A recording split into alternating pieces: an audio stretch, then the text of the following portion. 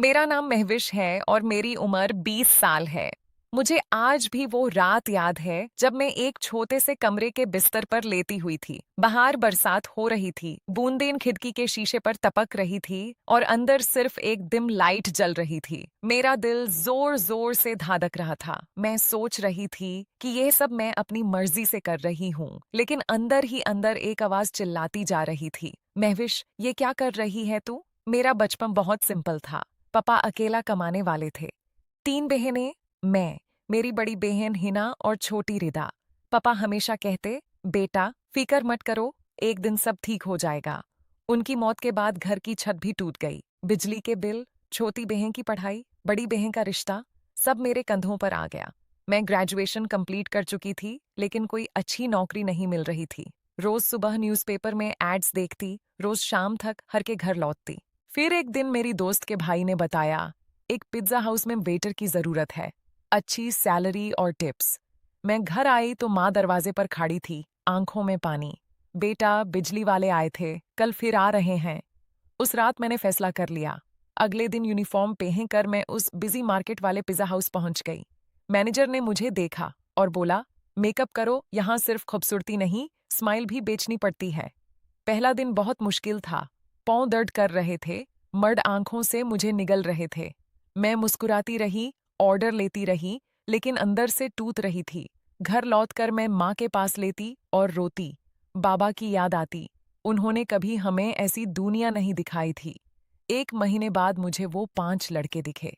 रोज शाम को वो कॉर्नर टेबल पर बैठते, सब 25 तो 26 साल के, अमीर घराने के, ब्रांडेड कपड़े, एक्सपेंसिव वॉचेस। मैं उनका ऑर्डर लेती तो वो मुझे घूरते।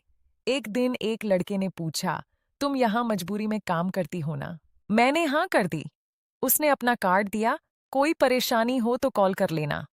फिर एक दिन माँ ने बताया, हिना के लिए बहुत अच्छा रिश्ता आया है। लड़के वाले दोनों बहनों की शादी एक साथ करना चाहते हैं। सिर्फ 1 महीने का टाइम।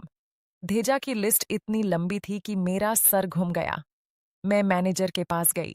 उसने ऐसी नज़र से देखा कि मैं जमीन में गड़ गई। घर आई तो माँ और हिना खुश थे। उनकी आंखों में उम्मीद देखी तो मेरा दिल टूट गया। उसी शाम मैं उन पांचों के पास गई। उन्होंने मुझे एक रात के लिए बहुत बड़ा अमाउंट ऑफर किया। पैसे देखकर मेरा हाथ कांप रहा था। मैंने सोचा, सिर्फ एक रात, फिर दोनों बहनों की शादी हो जाएगी, घर चलेगा।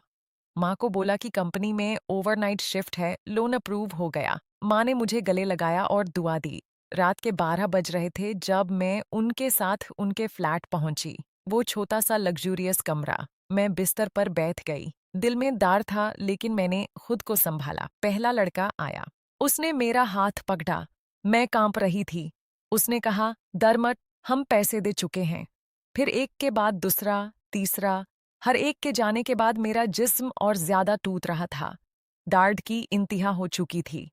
मेरे कपड़े फाड़े हुए थे, गर्दन पर दांत के निशान, हाथों पर नील। मैं रो रही थी, लेकिन आवाज नहीं निकाल रही थी। 4 घंटे बीत गए। मैं सिर्फ बिस्तर से चिपकी हुई थी। उठने की ताकत नहीं बची थी। फिर दरवाजा खुला। छठा लड़का अंदर आया। जैसे ही उसने मुझे देखा, उसकी चीख निकाल गई। ये क्या किया तूने सबने? वो तेज तेज मेरे पास आया। मैं बेहोश होने लगी थी। उसने मुझे उठाया, अपनी जैकेट मेरे ऊपर डाली और गड़ी में बैठाया। पूरा बिस्तर खून से सुना था। मैं सिर्फ इतना बोल पाई, मेरी बहनों की शादी। हॉस्पिटल पहुंचकर वो मुझे आईसीयू में भिजवा दिया। उस रात मैं जिंदा रही तो उसके वजह से। जब होश आया तो वो मेरे सिरहाने बैठा था। उसने मेरा हाथ पकड़ा और बोला, मैं उन पांचों का दोस्त जरूर हूं, लेकिन उन जैसा नहीं। मैं उनको रोकने आया था। मैंने उन्हें माना किया था कि ये गलत है, लेकिन उन्होंने मुझे नहीं सुना। जब मैं पहुंचा तो ये हालात। उसने सारे पैसे मुझे लौटाए। हॉस्पिटल का खर्चा भी उसने खुद उठाया। और सबसे बड़ी बात, उसने मुझे अपनी फैक्ट्री में अच्छी सी नौकरी दे दी, इज्जत से, टाइम पे, अच्छे माहौल में। धीरे धीरे मैं ठीक हुई। दोनों बहनों की शादी हो गई, घर में खुशी आ गई। माँ अब भी मुझे अपना बाजार कहती है, लेकिन उस रात के बाद मैं बदल चुकी थी। मैं समझ गई थी कि दुनिया कितनी सख्त है। मजबूरी इंसान से कुछ भी करवा लेती है। लेकिन एक बात और समझ आई, कभी कभी एक इंसान भी जिंदगी बदल सकता है। वो छठा लड़का, जिसे मैं सिर्फ अजनबी समझ रही थी, असल में मेरा फरिश्ता निकला। उसने ना सिर्फ मेरी जान बचाई, बल्कि मेरी इज्जत और भविष्य भी। आज मैं फैक्ट्री में काम करती हूँ, अपनी बहनों को खुश देखती हूँ और हर रात दुआ करती हूँ कि कोई भी लड़की ऐसी मजबूरी में न आए। अगर आप भी किसी की मजबूरी समझ सकते हो तो मदद करो, पैसे से नहीं तो इंसानियत से। क्योंकि कभी-कभी एक इंसान का हाथ पकड़ लेना ही किसी की पूरी दुनिया बदल देता है। दोस्तों, ये कहानी आपके दिल को छू गई हो तो लाइक ज़रूर करना। कमेंट में बताना कि आप क्या करते अगर आपकी जगह में होती। और चैनल को सब्सक्राइब करके बेल आइकॉन दाबा देना ताकि ऐसी इमोशनल फैमिली स्टोरीज आप तक पहुंचती रहें। अल्लाह आप सबको हमेशा खुश रखे।